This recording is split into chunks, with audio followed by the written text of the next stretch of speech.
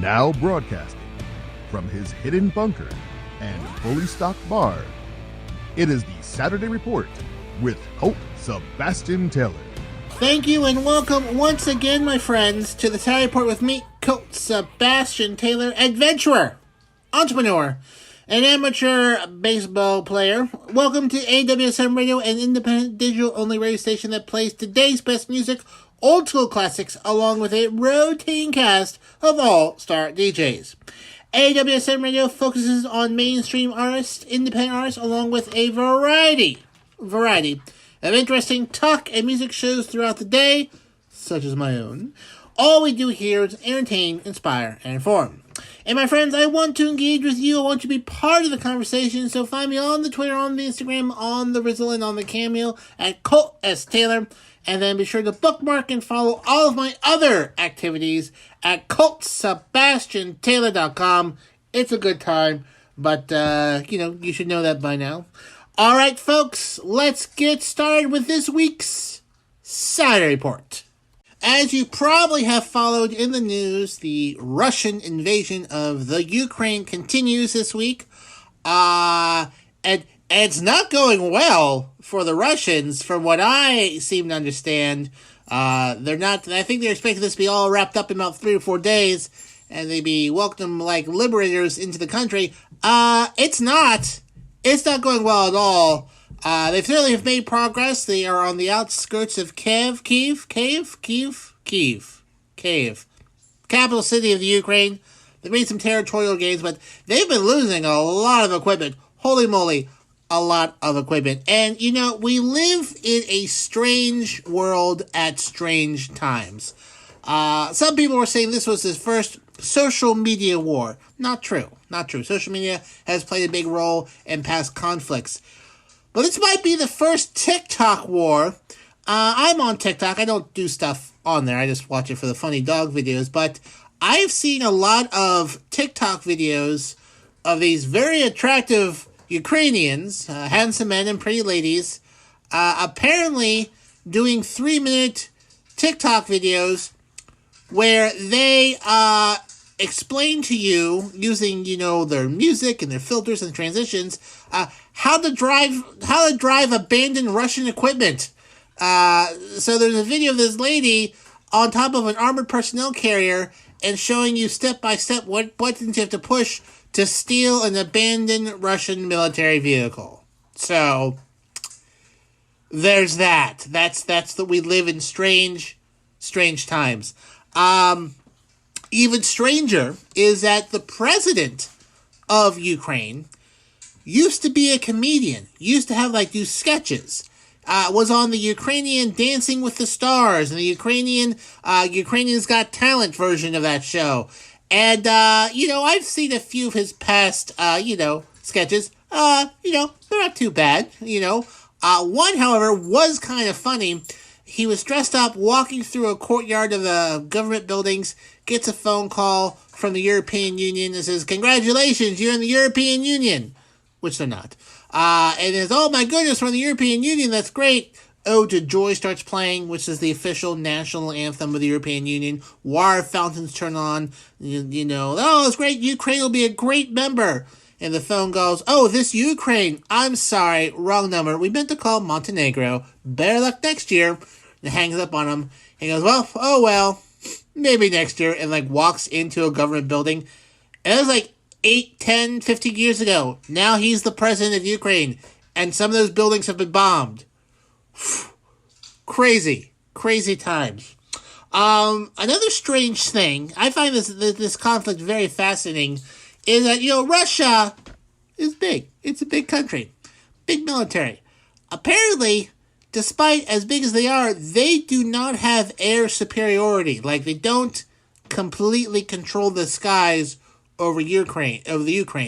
A lot of their planes keep getting shot down, which is why I think they thought this would be a whole lot easier than it was, because it wasn't.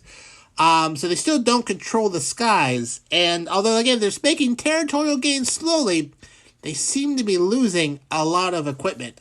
And what's strange is on Twitter and TikTok, there's all these abandoned vehicles with flat tires and whatnot. And, originally I thought, well, I guess snipers must be shooting these tires out from a distance and whatnot. But I read a Twitter thread from a maintenance official, someone who ran maintenance in the U.S. Army for about 2 decades, and he says, okay, no, those aren't tires that are being shot out. That's sun rot. So if you leave a vehicle sitting in one place for months and months and years, you turn on, you run the engine, and then you turn it off again, but you don't move it around, the sun will start to eat away at the tires and become very brittle. And they're not really good tires anymore. They'll be okay on the highway or things like that, but like going through mud and off roads and hitting logs and rocks, they'll break. They'll flatten out and they'll just fall off the side of these vehicles. So a lot of these vehicles have tires on one side, they're fine, and on the other side, they've crumbled because these vehicles have not been moved around in the last 3 or 5 years, and being out in the sun has made the tires brittle. And, surely they move them around.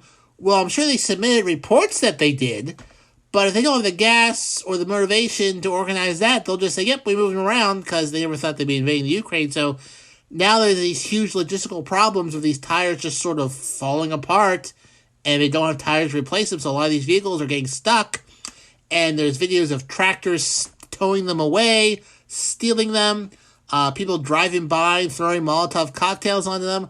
It is a very strange situation there. Like, nothing has gone exactly to plan from the Russian perspective.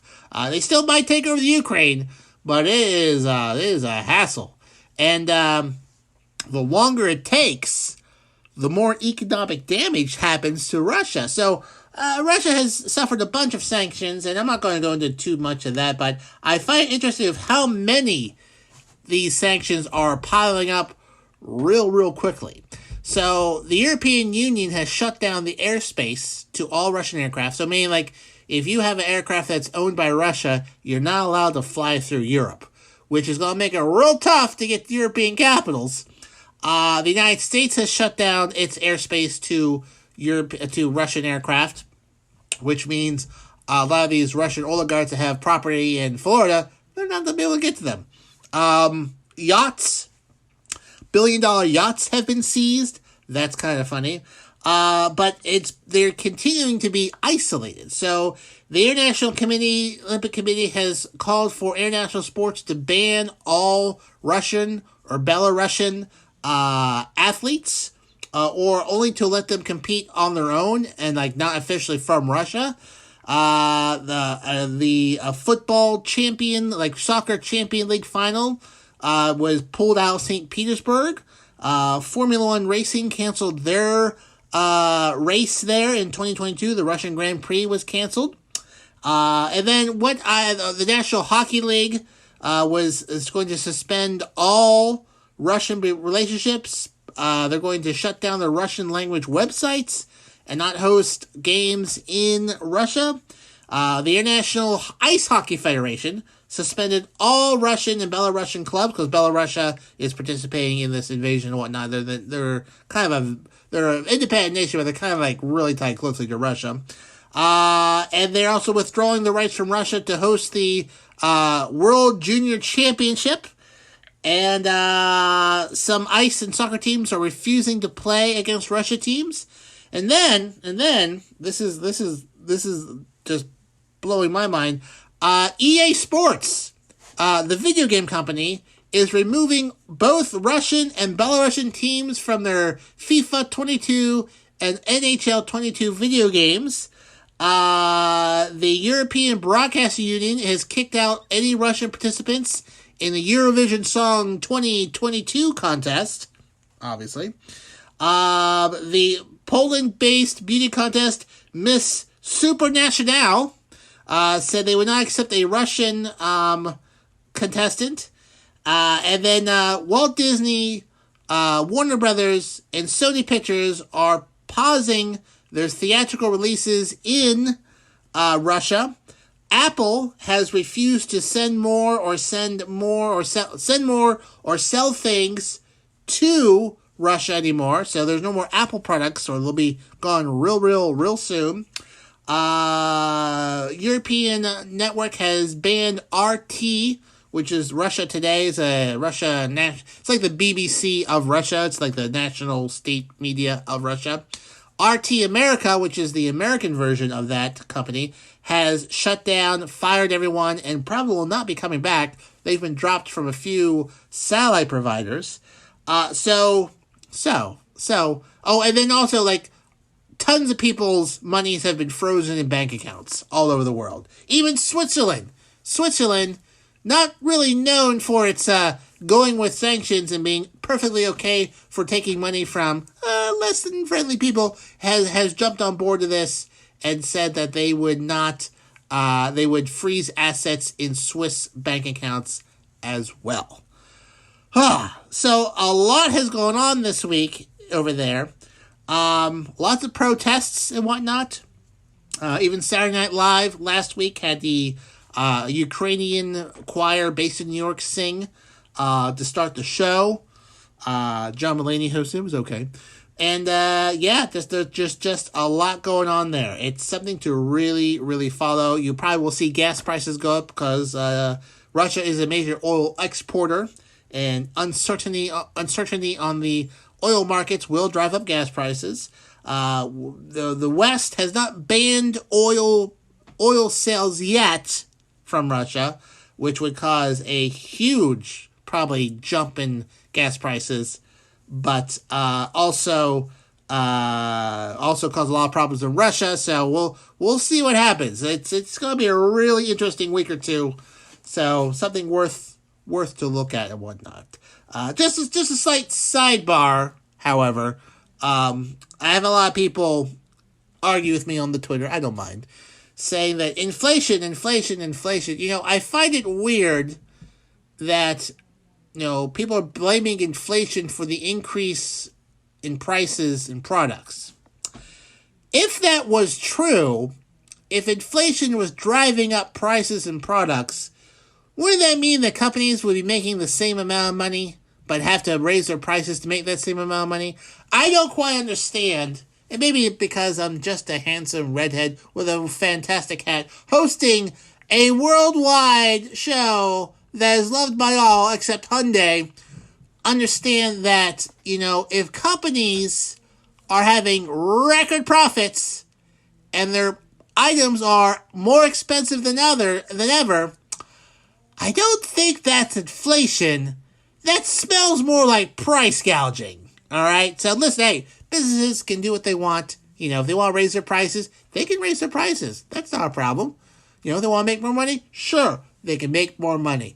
But don't blame it on inflation when you damn well know you're just raising your prices to make more money. That's not a thing. So, maybe I'm missing something. Not an economic expert, only an amateur one. But I before companies bemoan inflation, our costs are going up. Well, if those profits are going up also, I think the costs aren't going up that much. They're not going up that much, Coke Zero. Oh, I love Coke Zero. Well, anyways, that wraps up this week's Russian invasion of Ukraine update. Not quite all the highlights of Kanye West, but Kanye West has not weighed in on this that I'm aware of. Sean Penn's over there. I think we should say Kanye. Send Yeezy to negotiate over there. What could possibly go wrong? Next up, folks, the lottery. I play every week. Haven't won yet, but when I do, my folks, I'll tell you what, you'll never see me again. Or I'll have a much fancier studio. I'm not sure, depending on what my current mood is. But anyways, the lottery. If you win, they usually have a big old press conference, hand you over a big old fake check, obviously. But they give a big hoop to do. They have a little news story about it, and then like, what are you gonna do with the money? But like, some people don't want to be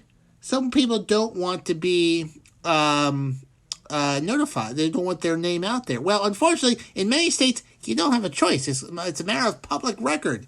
You would have to jump through a lot of different hoops to try to hide your identity, like make an LLC out of state and hide the shareholders, etc., etc.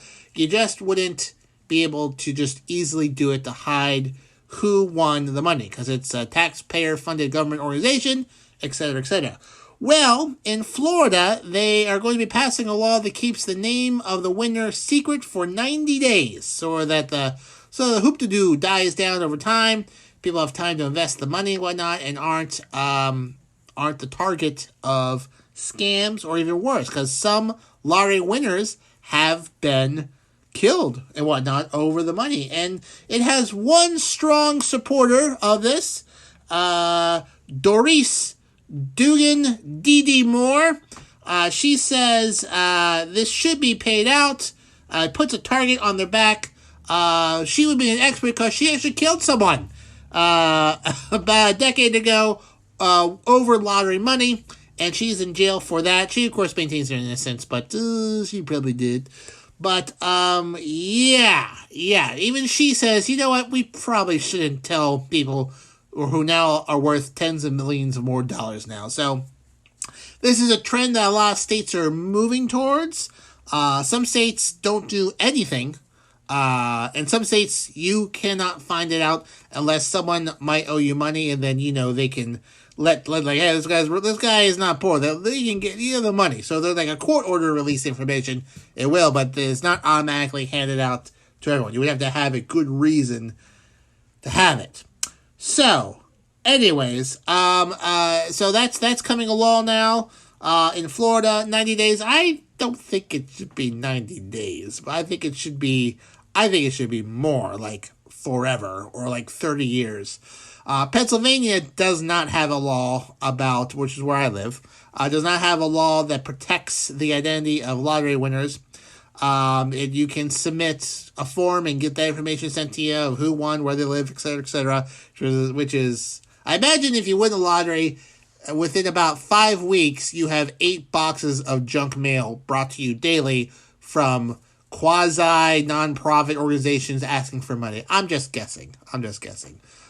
If I did, I would just return those business envelopes with the material that says, no thank you, and support the mail system by charging them to send back these empty envelopes. But anyways, so if I do win the lottery, I'll probably have to give out my name to everyone, but I will move to somewhere else, or get a bodyguard, a really attractive bodyguard named Hans, whose looks and rippling muscles will be more than enough to stop assassins. But since that's probably not going to happen, I probably won't keep him on retainer until I win. But anyways, if you're in Florida and you win the lottery, you got 90 days to get your act together before crazy people will come looking for you. And if there's one thing in Florida that I know for sure is that they got a whole lot of crazy people, including the governor. Speaking of crazy, what's crazy to me is that if you don't know who DC is yet, you are insane.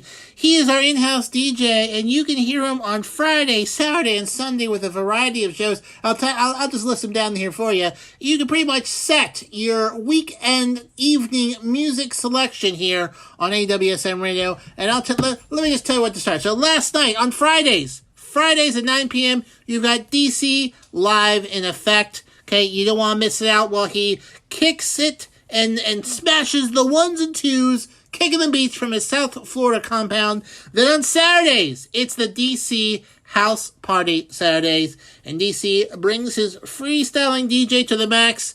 House Party Saturdays gives you the Miami vibe without having to actually go down there.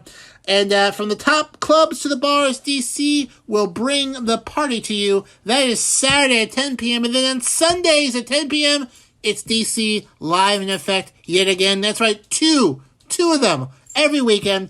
And on Sundays at 10 p.m., again, you do not want to miss out, as he does it once again from his South Florida compound. So, Fridays at 9 p.m., Saturdays at 10 p.m., Sundays at 10 p.m., you've got DC Live in Effect, DC House Party Saturdays, and then DC Live in Effect again.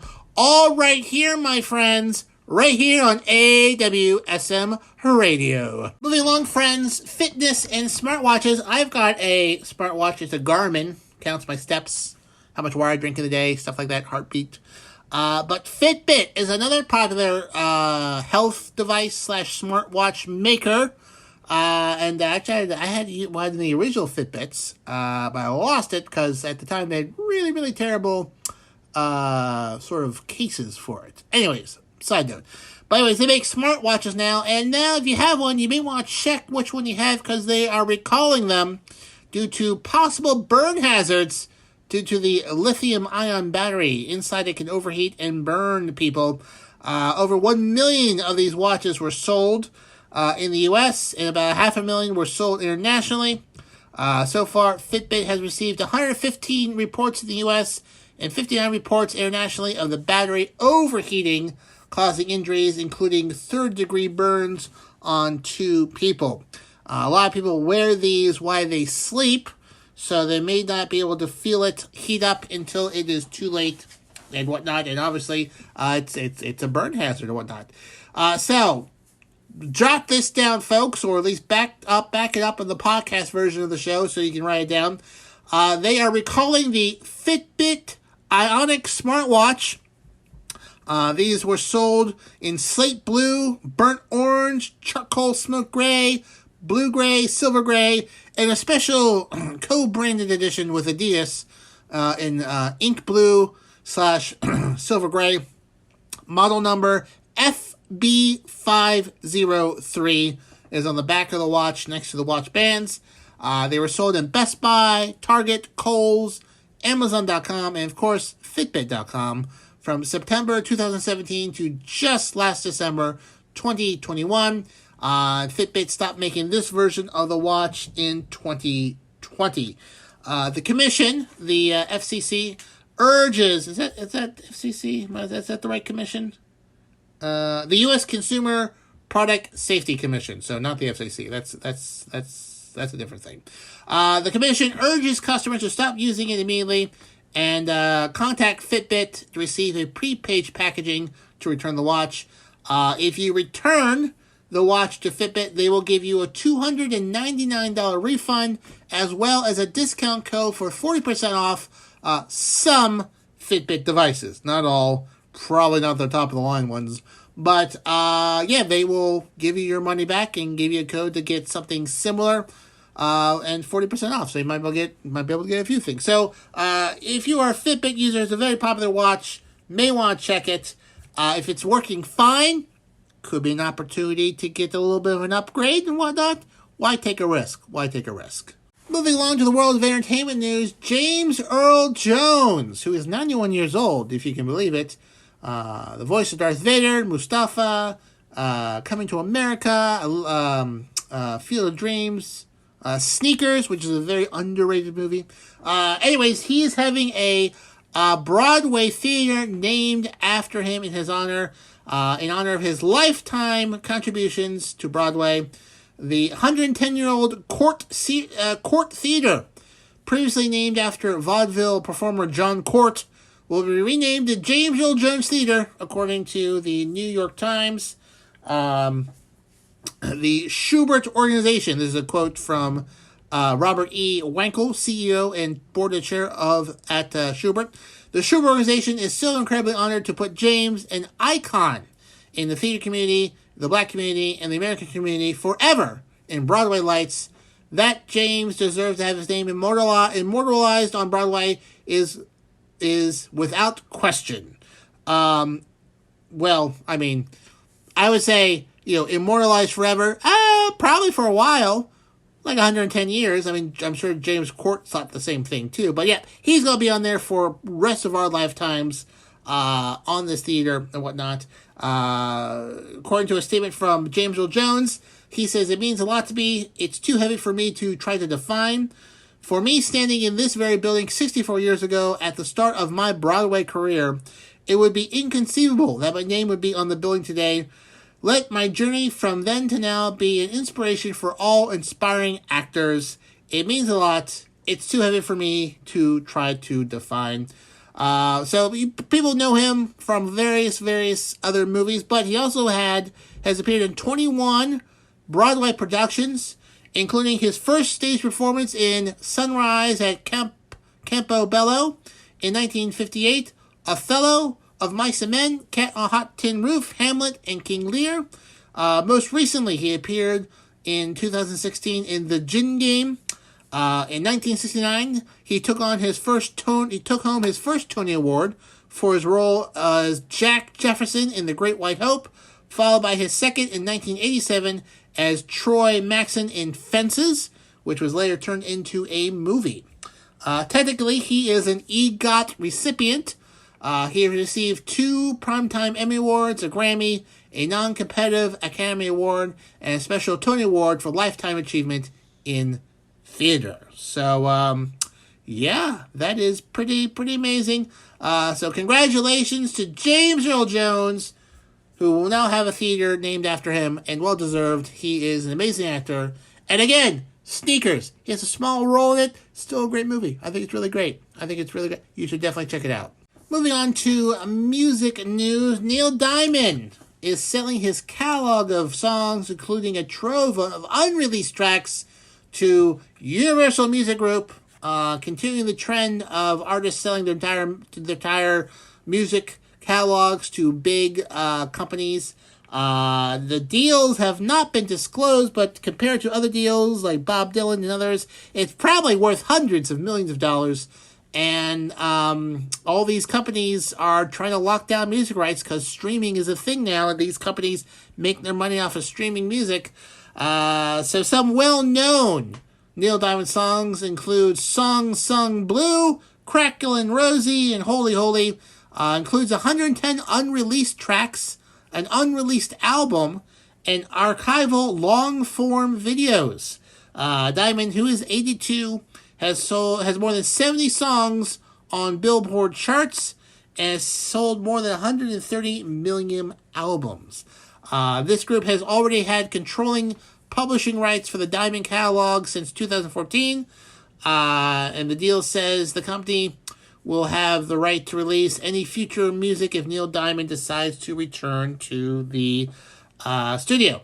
Neil Diamond put in a press release, after nearly a decade of business with UMG, I am thankful for the trust and respect that we have built together, and I feel confident in the knowledge that Lucien, Jody, Bruce, Michelle, and the global team at UMG will continue to represent my catalog and future releases with the same passion and integrity that have always fueled my career. So Neil Diamond has definitely gotten a payday in here today. He's probably got lots and lots of money off of this, and he'll be set up pretty good. It says this article from Deadline says Diamond's songs have woven into pop culture for increasing frequency as his career has unfolded.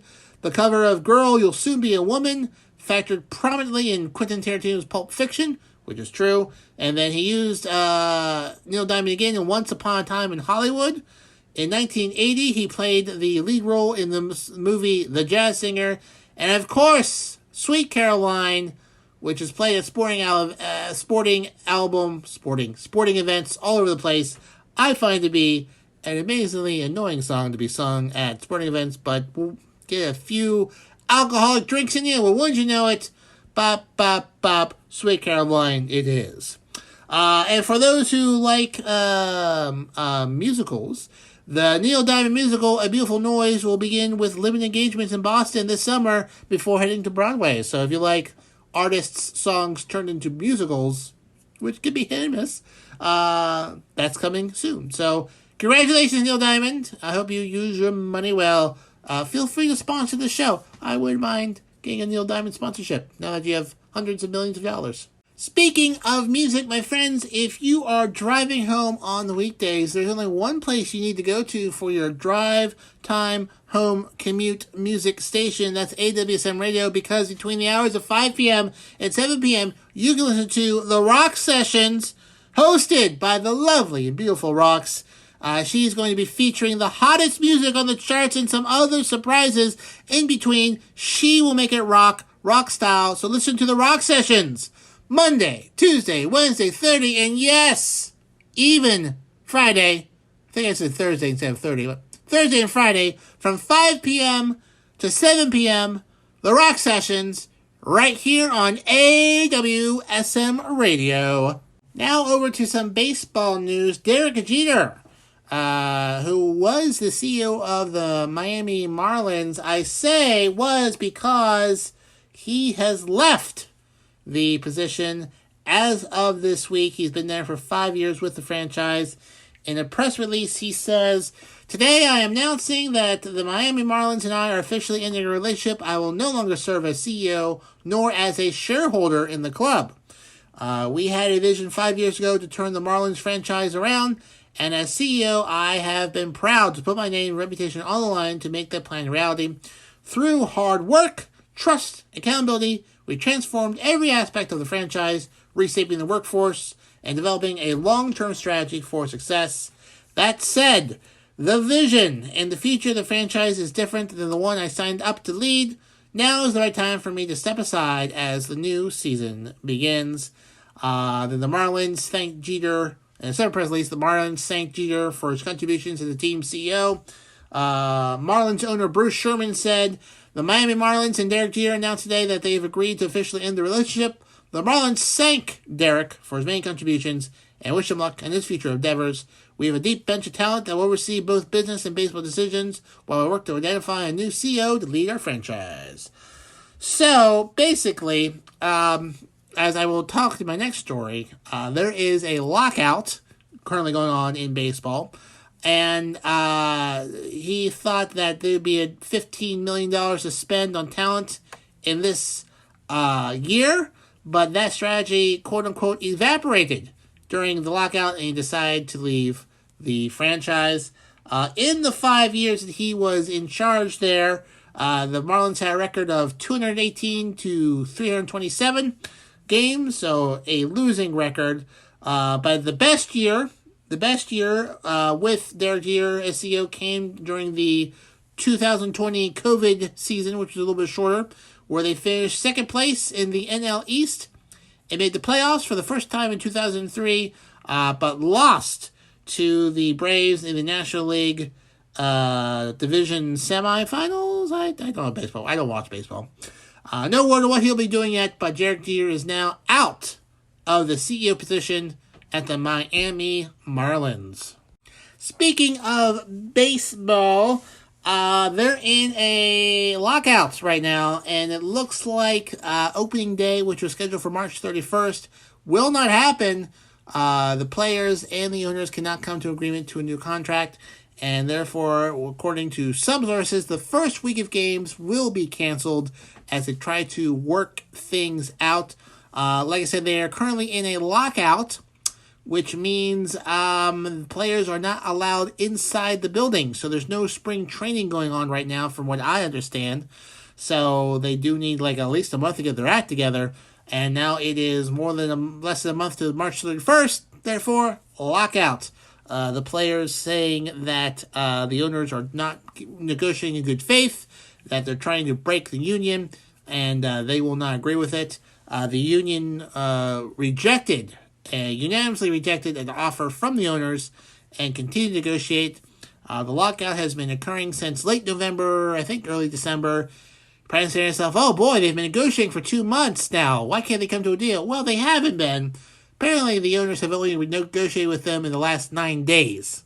So, the players wanted to negotiate much earlier, but the owners refused to, and then thought that they could squeeze them by having such a short amount of negotiating time that they could get them agreed to a contract before opening day, and now it won't work. So they're still negotiating. Will this result in a cancellation of the season? I hope not, because I don't think baseball could handle that. They canceled the season in 1994, and they did not really recover from that for quite a while. They had another strike. It could cause a whole lot of financial problems for the league. But hopefully they'll come to a deal. I will keep tabs on this for you. But for right now, my friends, there is no opening day on March 31st, and the first week of games have been canceled. So if you're a season ticket holder, those games are not going to be made up. They were pretty particular about that. So wherever games get canceled, they will not be made up, and they will not be paid for them. So that will start to hurt people pretty bad. all around. So we'll see what happens with that. So I will bring you an update next week on what the status is of the negotiations and whatnot. I honestly don't know what they're negotiating about. I mean, we're talking about folks who make millions of dollars a year, so I don't really care.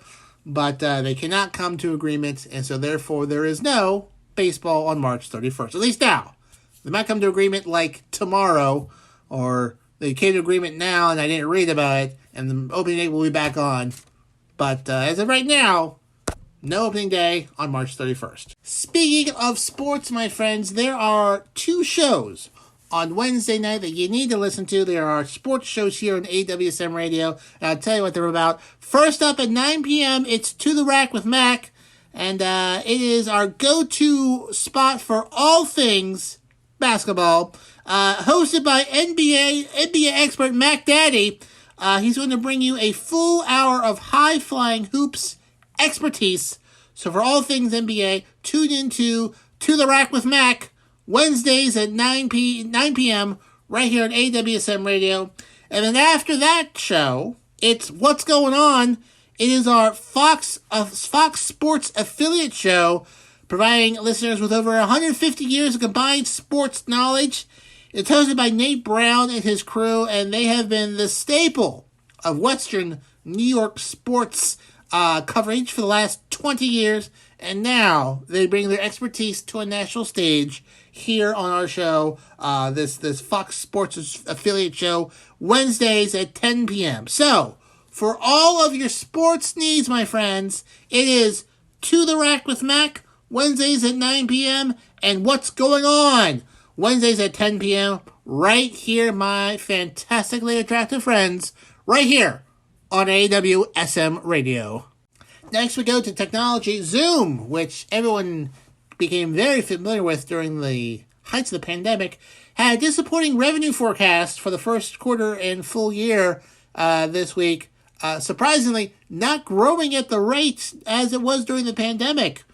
Which, I mean, adoy. I don't know why people thought it would keep going. It's like, investing in pumpkins and thinking that after October, the November and December demand for pumpkins are going to be high. No, that's not how that works. So in the current fiscal year, they made about $4.5 billion. And analysts had hoping that they would make $4.7 billion. So they're off by $200 million, and that was considered a big disappointment. Okay. The stock, however, has lost 3/4 of its value, 75%, since October 2020. As you may imagine, the vaccine was coming, so people weren't going to be on Zoom forever. So that is, to me, unsurprising and whatnot. And the Zoom said it has 509,000 customers with over 10 employees in January. Sorry. I don't mean like Zoom has only 10 employees. I'm saying that they have over 500,000 accounts that have over 10 employees is what I'm saying. And that's down a little bit from October of 512,000. They also plan to stop reporting the number every quarter, but they will have it at the end of the year report. And according to Kelly Zuckerberg, Zoom's financial chief, on the video call, she said, what's happened over time is, as we see tremendous growth in online as a channel, it started to kind of overlap there, which is why we don't think it's really an appropriate metric to use anymore going forward and whatnot. Well, my friends, that just about wraps up this week's Saturday Report with me, Colt Sebastian Taylor. Thank you for joining me here today. Remember, you can find me on the Twitter, on the Rizzle, the Instagram, and Cameo at Colt S. Taylor. Subscribe to the podcast version of this show at anchor.fm/Colt S. Taylor, published usually on Sundays. And, of course, if you haven't already, bookmark ColtSebastianTaylor.com for all your Colt Sebastian Taylor needs. And then if you can, find a good charity to donate to support the ongoing conflict in the Ukraine, you most certainly should.